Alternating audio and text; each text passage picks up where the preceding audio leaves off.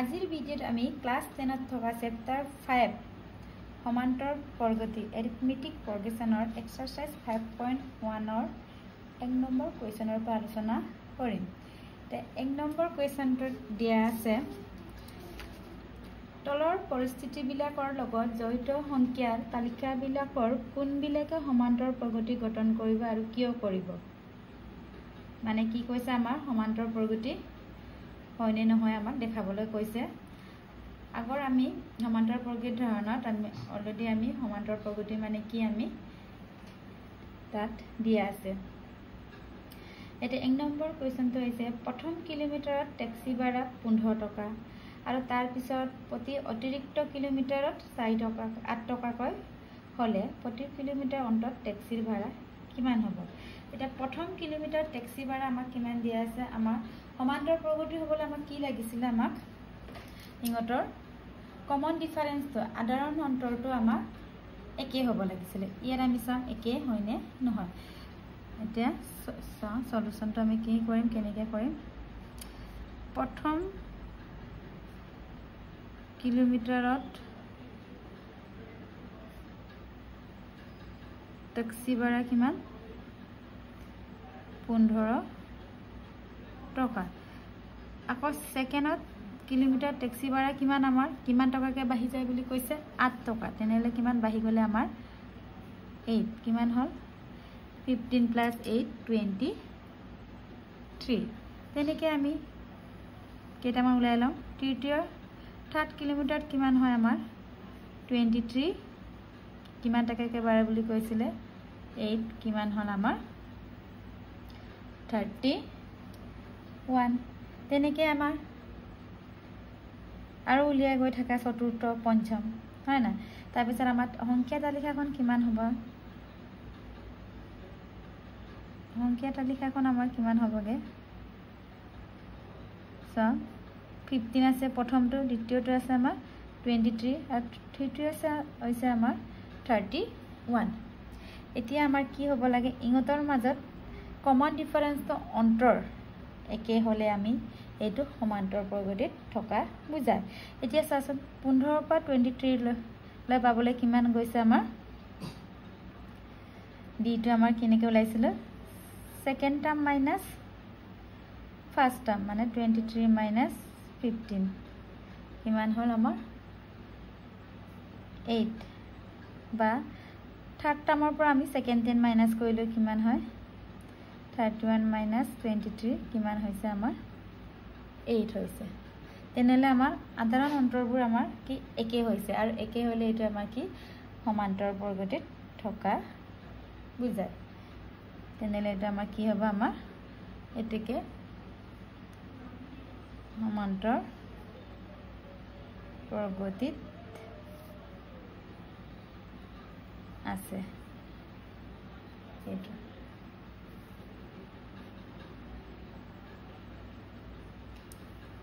এতিয়া আমি নেক্সটটো চাওঁ। এতিয়া 2 নম্বৰ কুৱেশ্যনটো কৈছে এটা গেছ চিলিণ্ডাৰৰ পৰা ভেকুৱাম পাম্প এটাই এবাৰত চিলিণ্ডাৰত থকা বায়ুৰ 1/4 অংশ নিষ্কাশন কৰিবলৈ এই চিলিণ্ডাৰটোৰ প্ৰতিবাৰ নিষ্কাশনৰ পিছত ৰৈ যোৱা বায়ুৰ পৰিমাণ। এতিয়া কি কৈছে আমাৰ কুৱেশ্যনটো ভালকে চোৱা। চিলিণ্ডাৰ এটা আছে, চিলিণ্ডাৰৰ প্ৰতি কিমান নিষ্কাশন হয় আমাৰ 1/4। তেনেহলে ৰৈ যোৱা বায়ুৰ পৰিমাণটো আমাৰ কি হয় সমান্তৰ প্ৰগতিত আছে নে নাই এইটো দেখাব লাগে। আমি ধৰো প্ৰথম নিষ্কাশনটো আমি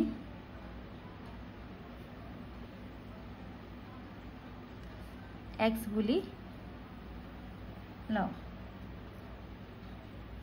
সেকেন্ডটো আমাৰ কিমান হ'ব, সেকেন্ডটো আমাৰ নিষ্কাশন হৈ গৈছে মানে ওলাই গৈছে। তেনেহলে আমাৰ প্ৰথমৰ পৰা কিমান অংক 1/4 অংক নিষ্কাশন মানে কিমান x গৈছে। তেনেহলে এইটো কিমান হ'ব আমাৰ 4x - x কিমান হ'ল 3x/4। তেনেকৈ আমাৰ থাৰ্ড নিষ্কাশনটো কিমান হ'ব 3x/4 4 minus 1 by 4 আকৌ কিমান আছিল আমাৰ সেকেন্ডটো 3 by 4x এটা আমাৰ ক্যালকুলেশন কৰিলে কিমান হ'ব 3x by 4 minus 3x 4 4 যা 16 এটা আমি এলসিএম ললে কিমান হয় 16 4 ৰে 16 ক কিমান টাইম যায় আমাৰ 4 4 3 যা 12x minus 3x 12x minus 3x কিমান 9x by 16 তেনেকে আকৌ আমাৰ চতুৰ্থটো উলাব পাৰি পঞ্চম উলিয়াব পাৰি আমি তিনটা উলালে আমাৰ সাফিসিয়েন্ট হয় তেতিয়া আমাৰ তালিকাখন কেনেকৈ হ'ব চাওঁ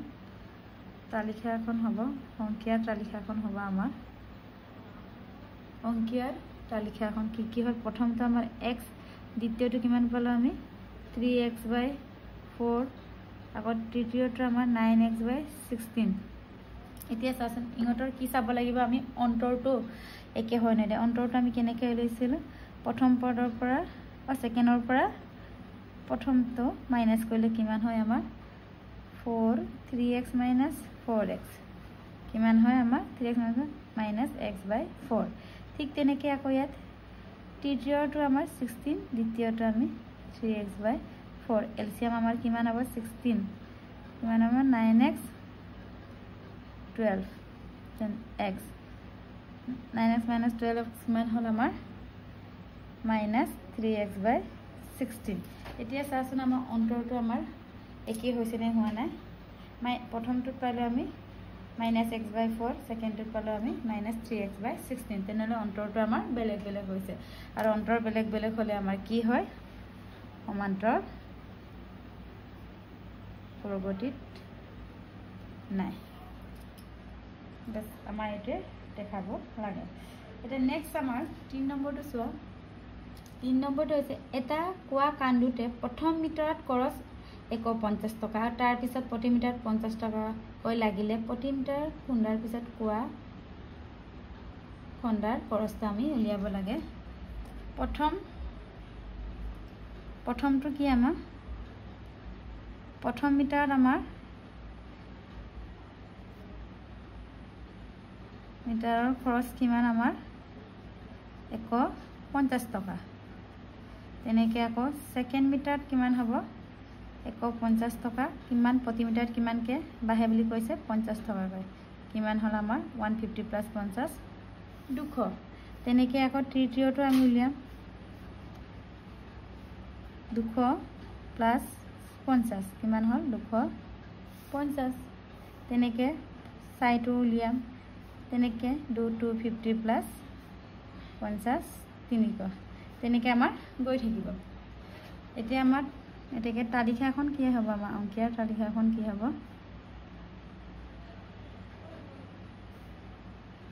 প্ৰথমটো আছিল আমাৰ 150 সেকেন্ডটো আছিল আমাৰ 200 থাৰ্ডটো আছিল 250 আৰু 300 আৰু তোমালোকে উলাই গৈ থাকিব পাৰা আমাৰ 4টা মান পালে হৈ যায় আমাৰ বা 3টা হলে আমাৰ হৈ যায় এতিয়া চাচোন ইহঁতৰ সাধাৰণ অন্তৰটো কিমান হৈছে 150 ৰ পৰা 200 যাবলৈ কিমান হৈছে আমাৰ 50 আকৌ 200 ৰ পৰা 250 50 বা আমাৰ d টো কেনেকৈ ওলাইছিল 200 minus 150 50 আকৌ 250 250 আকৌ 300 minus 250 কিমান 50 তেনেহলে আমাৰ প্ৰত্যেকতে আমি সাধাৰণ অন্তৰ কি পাইছো আমি 50 তেনেহলে কি হ'ব আমাৰ এটাকে সমান্তৰ প্ৰগতিত আছে নেক্সট চোৱা আমাৰ 4 নম্বৰ কুৱেশ্যনটো হৈছে 10000 টকা বছৰি 8% মিশ্ৰ সুতৰ হাৰত জমা কৰিলে এই একাউণ্টত প্ৰতি বছৰে থাকিব লগা ধনৰ পৰিমাণটো উলিয়াব লাগে এতিয়া চাচোন প্ৰথম বছৰটো আমাৰ কিমান দিয়া আছে প্ৰথম বছৰৰ টকাৰ পৰিমাণ কিমান দিয়া আছে আমাৰ 10000 সেকেন্ডটো কিমান হ'ব আমাৰ সেকেন্ড বছৰ পৰিমাণ আমাৰ কি আছিল মিশ্ৰ সুতৰ হাৰত ইমান পাৰ্চেন্ট জমা কৰিলে কিমান পাৰ্চেন্ট আমাৰ 8%. আমাৰ এটা ফৰ্মুলা তোমালোকে পাইছিলা কি আছিল এটো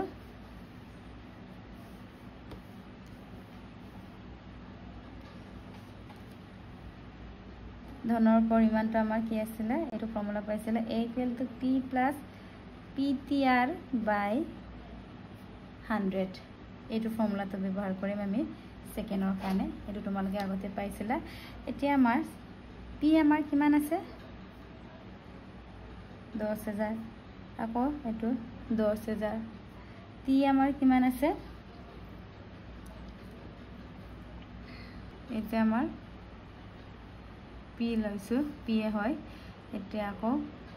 সেকেন্ড বছৰৰ কাৰণে t আমাৰ কিমান আৰু আমাৰ প্ৰতি বছৰ t ৰ মান কি আমাৰ টাইম 1 আছে আৰু r ৰ মান আমাৰ আছে কিমান 8 by 100 তেনেলে আমাৰ এটো ক্যান্সেল গল তেনেলে 10000 plus 100 into 8 800 কিমান হল আমাৰ 10800 তেনেকে নেক্সট আমাৰ তৃতীয় বছৰ এটা উলিয়া আমি কিমান এতিয়া আমাৰ এমাউন্টটো কিমান আছে 10 কিমান আছে 10800 প্লাস আকৌ 1080 আৰু সময় আমাৰ 1 দিয়া আছে 8 by 100 এটো আমাৰ ক্যান্সেল গল কিমান হল 10800 plus 108 into 8 কিমান হল আমাৰ 864 আকৌ প্লাস কৰিলে কিমান পাম আমি 11640 আমি টিটোলৈকে উলালো জেনিবা তেতিয়া আমাৰ সংখ্যাৰ তালিকাখন কি হ'ব আমাৰ সংখ্যাৰ তালিকাখন প্ৰথম আছিল আমাৰ 10000 সেকেন্ড আমি কিমান পালো 1080 আকৌ তৃতীয়টো পালে আমি 11640 এটা ইহঁতৰ মানে d টো কিমান হ'ব চাওঁচোন 10800 minus 10000 কিমান হল 800 ঠিক তেনেদৰে আমি আকৌ 11640 ইহঁতৰ মাজৰ অন্তৰটো চাওঁ minus 10800 তেন্তে কিমান পালো আমি মাইনাস কৰিলে 864 এতিয়া চাচোন ইহঁতৰ অন্তৰবোৰ একে হৈছে জানো প্ৰথম নাই হোৱা কাৰণ প্ৰথম পাইছে আমাৰ 800 আৰু সেকেন্ডটো পাইছে আমাৰ 864 আৰু আধাৰ অন্তৰ একে নহলে তোমালোকে জানিবা এটো কি হয় আমাৰ সমান্তৰ পৰৱৰ্তীত নাই আমি এনেকে উলিয়াব পাৰো ইয়াৰ পিছৰখিনি মই নেক্সট ভিডিঅ'ত আলোচনা কৰিম